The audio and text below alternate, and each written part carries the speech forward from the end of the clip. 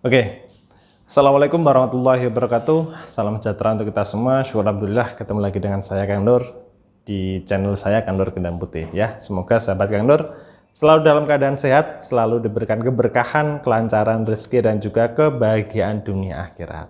Amin ya rabbal alamin. Nah, pada video kali ini saya masih akan membahas soal perceraian ya. Saya akan membahas soal perceraian dan pembahasan kali ini kita membahas soal bagaimana jika salah satu pasangan itu minta cerai ya. Mungkin saja istri minta cerai ataupun suami minta cerai. Nah, apa yang harus kita lakukan atau sikap apa yang harus kita ambilkan? Oke.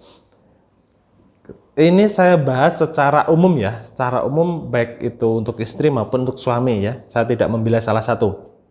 Saya bahas secara umum. Begini, ketika pasangan kalian minta cerai, yang perlu kalian lakukan terlebih dahulu adalah mencari tahu sebabnya apa, alasannya apa, kenapa kok minta cerai.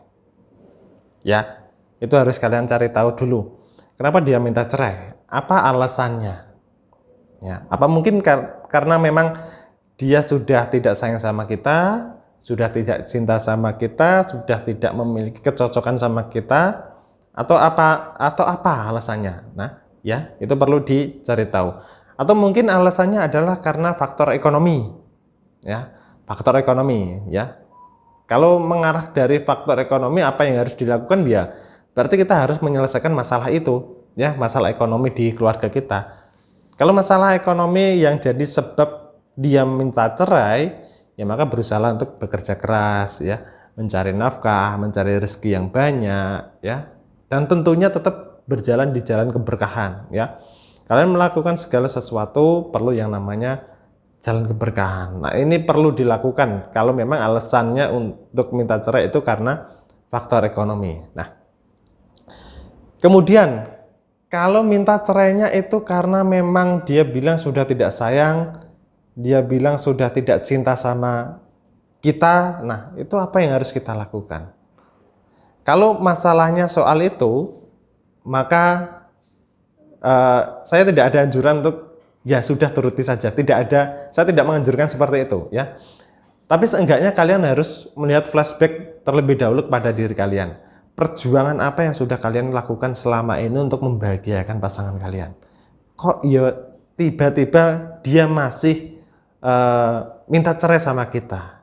Ya, minta cerai. Apa yang kurangnya dari kita? Apakah perhatian kita kurang, kasih sayang kita kurang, ya, cinta yang kita tunjukkan sama pasangan kita ini juga kurang, atau apa? Ya, kalau perjuangan kalian selama ini kok sekiranya masih kurang sama dia, coba tanya sama pasangan kalian, ya, tanya sama pasangan kalian, apa yang harus saya lakukan, ya, supaya kamu tetap bahagia sama saya, tetap kita meminimalisir yang namanya perpisahan, karena perceraian itu sesuatu hal yang dibenci, ya. Coba itu dirundingkan, didiskusikan. Tapi kalau memang sudah tidak ada yang namanya titik temu, ya, tidak ada solusi, dan kekeh minta pisah karena memang sudah tidak nyaman, sudah tidak cinta, ya, sudah tidak sayang, ini yang perlu kalian cari tahu lebih dalam lagi. Apakah ada orang lain yang membuatnya dia nyaman, ada orang lain yang membuatnya dia jatuh cinta, ya.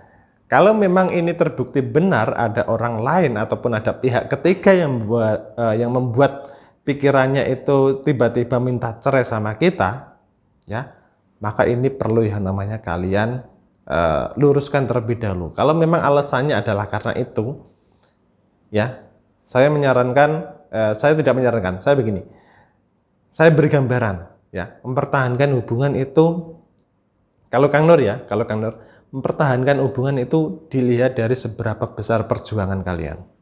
Ya, meskipun kalian sudah punya anak nih, ya, tapi kalau memang ini urusan perceraian, ya, jangan pernah libatkan yang namanya anak. Ya, kalau kalian memang ada salah satu pihak minta cerai, Kang, tapi saya kasihan sama anak, nanti anak jadi korban perceraian dari orang tua. Jangan dilihat dari itu. Ya. Kalian bercerai pun pasangan kalian tidak pernah akan yang namanya peduli sama anak, ya. Jadi kalian percuma kalau yang kalian jadi alasan itu untuk bertahan itu adalah anak, percuma, karena pasangan kalian sudah tidak peduli soal itu. Tapi pedulilah sama perjuangan yang sudah kalian lakukan selama ini. Kalau memang alasannya adalah karena ada pihak ketiga, maka kalian lihat, kalau memang perjuangan kalian selama ini sudah tidak dihargai, sudah tidak dilihat seberapa besar perjuangan yang sudah kalian lakukan, maka itu keputusan di tangan kalian. Masa iya kalian masih mau berjuang untuk orang yang tidak menghargai diri kalian, tidak menghargai keluarga? Ya, jadi seperti itu. Keputusan bisa kalian ambil di sini. Kalau memang mereka atau pasangan kita minta cerai memang karena faktor orang ketiga, ya saya rasa ikhlaslah. Ngapain mempertahankan orang yang tidak peduli sama kita, tidak peduli sama keluarga, tidak peduli sama anak. Ya, jadi di situ kuncinya. Ya, perihal dia nanti bahagia sama orang baru atau nggak usah dipikirkan.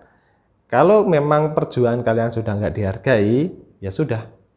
Gitu. Kalian fokus sama orang-orang yang perlu kalian bahagiakan.